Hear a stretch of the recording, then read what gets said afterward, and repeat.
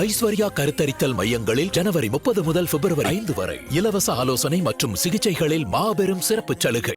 நடிகர் விஜய் தலைமையிலான தமிழக வெற்றிக் கழகம் 2 ஆண்டுகள் நிறைவு பெற்று 3ஆம் ஆண்டில் அடியெடுத்து வைத்துள்ளது. இந்த நிலையில் கட்சியின் அடிப்படை கட்டமைப்பு எந்த நிலையில் உள்ளது என்பதை புள்ளி விவரங்களுடன் பார்க்கலாம்.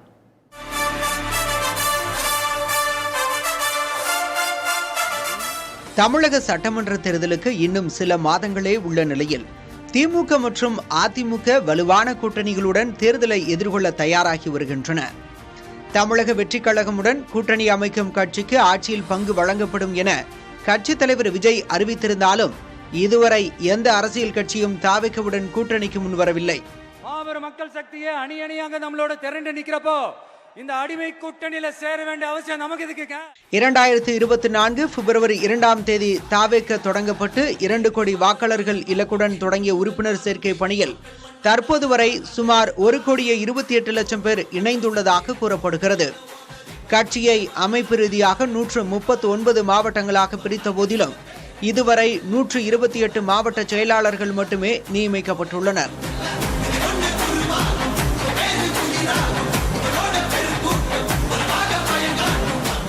மீதமுள்ள 11 மாவட்டங்களில் இன்னும் நியமனம் நடைபெறவில்லை. சென்னை நகரின் சில தொகுதிகளும் இதில் அடங்கும். மேலும் 28 சார்பு அணிகள் அறிவிக்கப்பட்டிருந்தாலும் 6 அணிகளுக்கு மட்டுமே மாநில நிர்வாகிகள் நியமிக்கப்பட்டுள்ள சூழலில் இளைஞர் அணி, மகளிர் அணி உள்ளிட்ட முக்கிய அணிகள் இன்னும் முழுமையடையவில்லை. 234 தொகுதியிலும் இந்த விஜய் தான், அதாவது உங்க விஜய் தான் உங்க சின்னம்.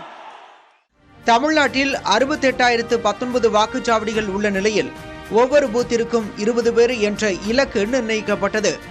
ஆனால் பல இடங்களில் 5 முதல் 8 பேர் வரை மட்டுமே நியமிக்கப்பட்டுள்ளதுடன் சில பூத்துகளில் அமைப்பே இல்லாதது பின்னடைவாக பார்க்கப்படுகிறது.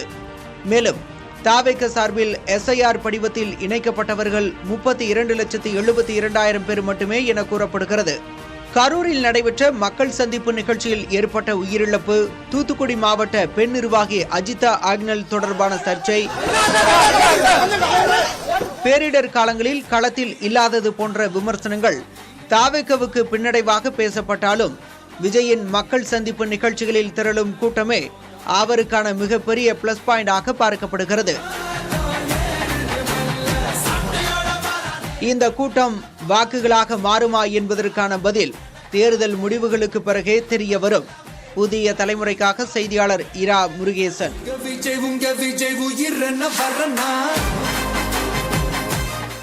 ஐஸ்வர்யா கருத்தரித்தல் மையங்களில் ஜனவரி 30 முதல் பிப்ரவரி 5 வரை இலவச ஆலோசனை மற்றும் சிகிச்சைகளில் மாபெரும் சிறப்பு சலுகை.